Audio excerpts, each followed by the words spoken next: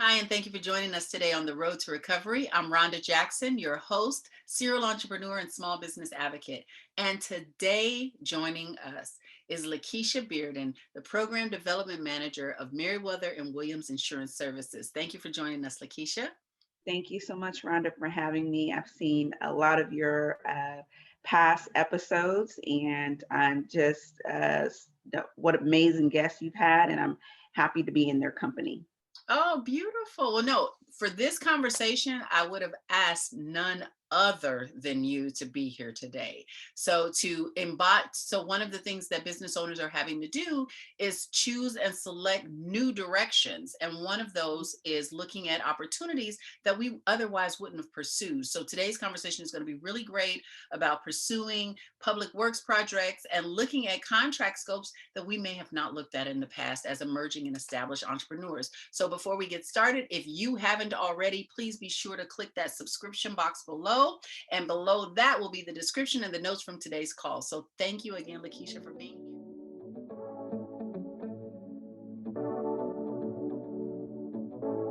here. For being here.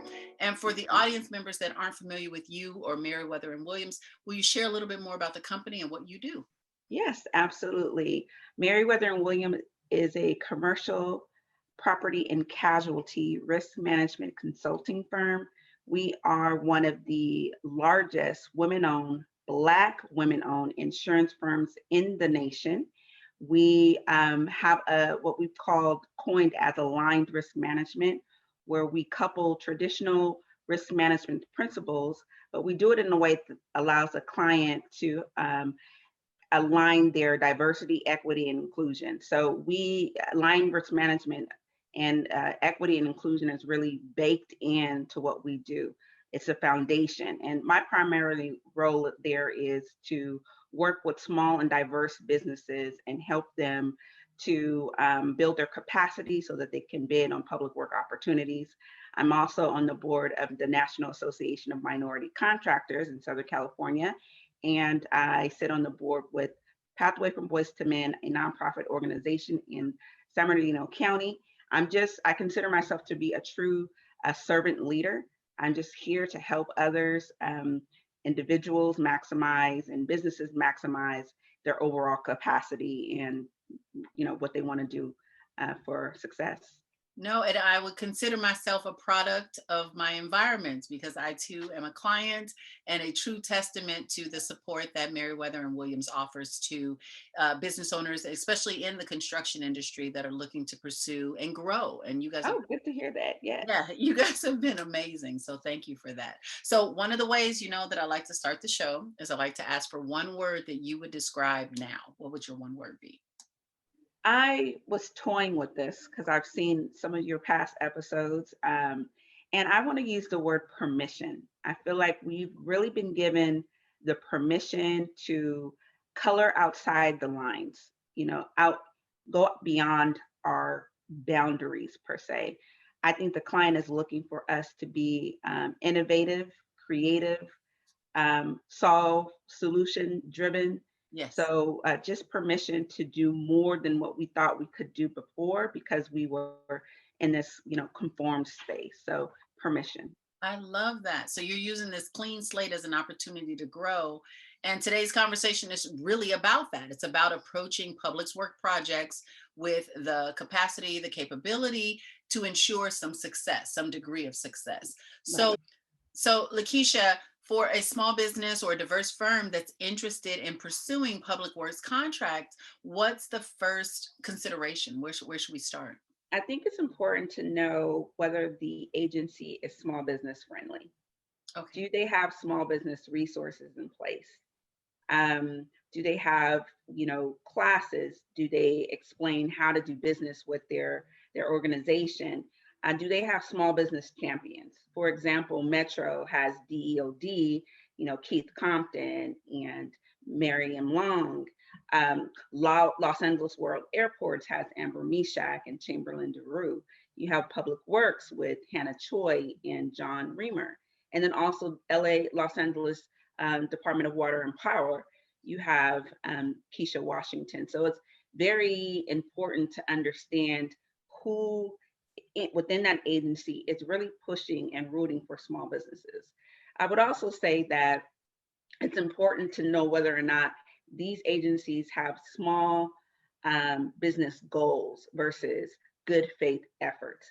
If the contract is spelling out, you know, goals, then that's definitely an agency that is rooting for small businesses to be on their project. Good faith efforts is simply, I tried, and that's it. You also want to make sure that I find that a lot of individuals, and I agree with them, they say, get all the certifications that you want, that you need, but I think there's a strategy that a small business can definitely consider, especially whether you're starting out or you don't really have the time to go after all the certifications. You really want to choose those certifications that have reciprocity. And basically that means that other agencies actually accept that certification. I'd also recommend to make sure that the certifications are in demand. Don't go after certifications that the primes are not looking for, that aren't going to meet goals within the contract. You want to go after, to make yourself more attractable, have those certifications that meet that need. Okay, so you just laid down mad knowledge right now. So I'm going to go back.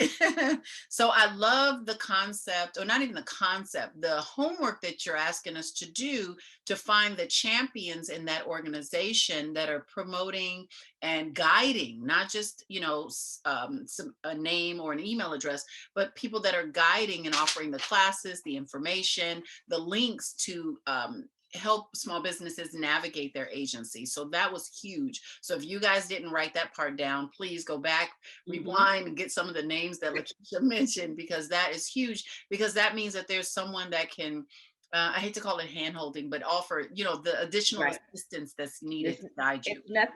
And it's nothing wrong with hand holding. Okay. So we've all had our hand held before. I personally, don't like that people say, oh, we don't want to handhold. Everybody needs their hand held. Everybody needs help. Yeah. So, yeah. But the other thing that I got out of this, and kudos to the agencies that you shared and others like it, is the commitment. Yes. Differentiating between goals and just aspirational efforts. I think that is huge. And those requirements, so now I'm just kind of looping back to the certification, the requirements that each one of those certification has, if you understand, I guess what you're asking us to also, again, homework, Yes. understand how that agency procures that service, right? Correct. So if they are looking for veteran-owned companies, if they are pursuing minority-owned companies or a small business, or based on your location from a local small business certification. So, because I actually did that, Lakeisha. I went out and got every box I could qualify for. But if I had it to do over again, I would look at who I was interested in doing business with and understand better which certifications they accepted, and made sure that I aligned myself with that agency in that way. So that is a wonderful, wonderful tip. Now you call that what's in demand. So what's the priority for that organization?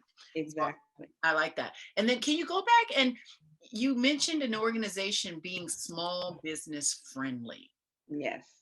Okay, Yes. can you say a little bit more about that, and what that looks like for us to know that, I mean, can we tell that from a website? Can we tell that from, community engagement? How will we know a agency is small business friendly? I think all of the above, everything you just named, is definitely shows that the agency is definitely pro small business. Okay. They're going to offer opportunities to learn how to do business with them. They're going to offer opportunities to meet their, prime contractors. They're going to offer a lot of opportunities to really be engaged with them. So that's what you're looking for, is the opportunity to engage, create relationships, help with understanding their procurement process. These are the things that you're going to be looking for. So if that agency, if you have to search and search and search through their website to find anything pertaining to how to do business with their agency, I would 9 times out of 10 think that they are, I don't want to say this, but good old boy network, which they're kind of stuck with their same, vendors that they use year after year after year, and they're not interested in introducing a new pool of contractors. I understand. So once we've aligned ourselves and we understand how an agency operates, maybe we've done the registration to, enter ourselves into their portals, Mhm. and we're looking for opportunities. Can you describe to us a little bit about that pursuit and how to go about that? I would definitely recommend agencies that have what they call informal projects. Okay. Some are also called service agreements, emergency contracts, pre-qualified lists. These projects are usually, um, under $100,000, and so the capacity for small businesses to actually navigate this may be less burdensome than the larger contracts that require more requirements of the small business. So I really definitely be strategic about the opportunities that are out there that don't require as much paperwork as I know a lot of small businesses are afraid of really diving into, but eventually you're going to have to. So yeah, I would definitely look at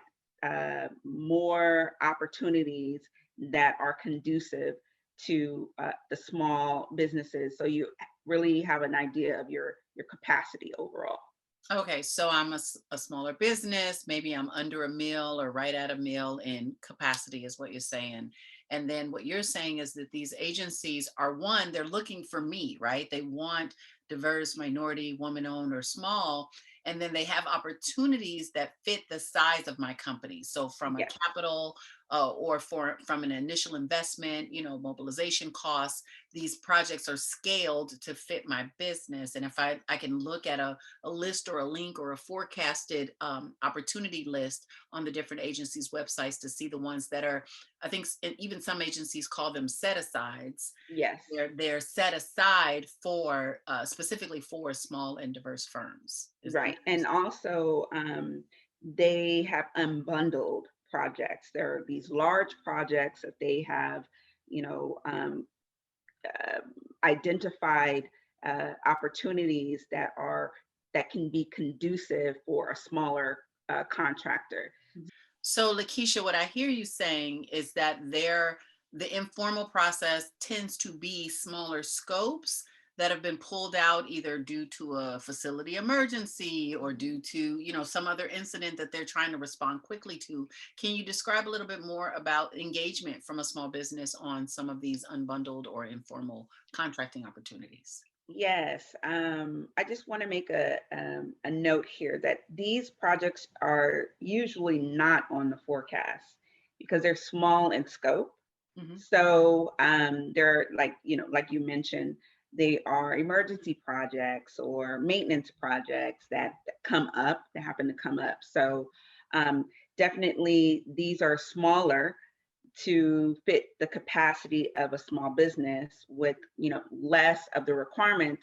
The one thing I will say about these two is it gives you the opportunity to really learn how to do business with that agency and also to build the relationships within that agency, so you can identify who the small business champions are.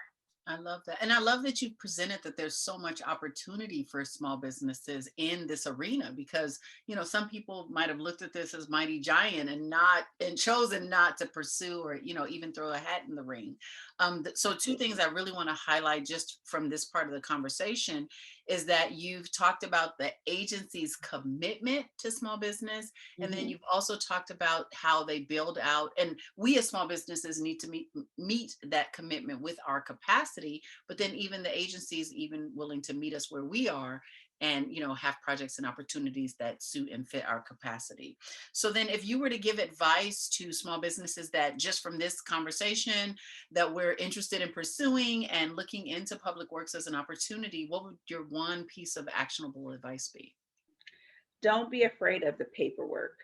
I know that a lot of businesses, large and small, shy away from the paperwork. But I will say that um, a lot of it is boilerplate.